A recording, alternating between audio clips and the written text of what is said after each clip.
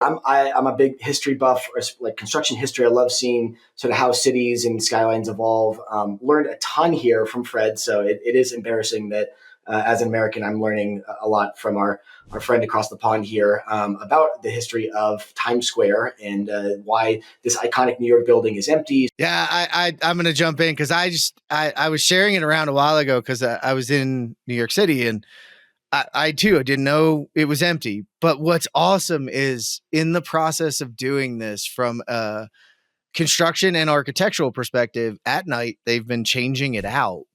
And so now, so you guys know, One Times Square is this little triangular building, and it's the one with all the billboards that you see all the time for any major, production. We had Fred Mills was on it for a Get Construction Talking, but the videos themselves, the billboards, so to speak, the digital billboards themselves are worth more rent than the building because of how it's built. But what they're doing is they've over time removed those and moved them out onto the billboards permanently out, detached from the building, and they're going to upgrade the entire building to match the current architecture. To Nathan's point, the building has changed over time, and they're not going to look to try and put, full-time people in there anymore. They're going to put interactive spaces so you can rent them out and throw your big party. They're going to put a big, huge cantilevered, kind of viewing deck so you can see out over the area there and also look up and see the famous ball dropping from up there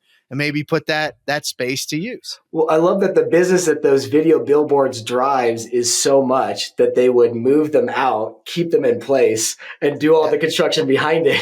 Yeah. To me, like, that just tells you what money drives in New York and Times Square. I mean, that's just crazy.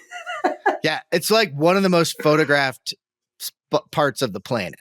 Like it gets so many people. If you've ever been there, everybody's trying to get their selfie with that, with whatever's up there. That's if you're advertising, that's where you want to be. So kind of goes to show you. And yeah, I love that. And thanks, Fred, for all the cool videos and the rabbit holes. And sometimes I want to say you're killing my construction productivity, but you're educating me at the same time. It's a healthy distraction. Yes. It's like it's an educational distraction. That's right. That's right.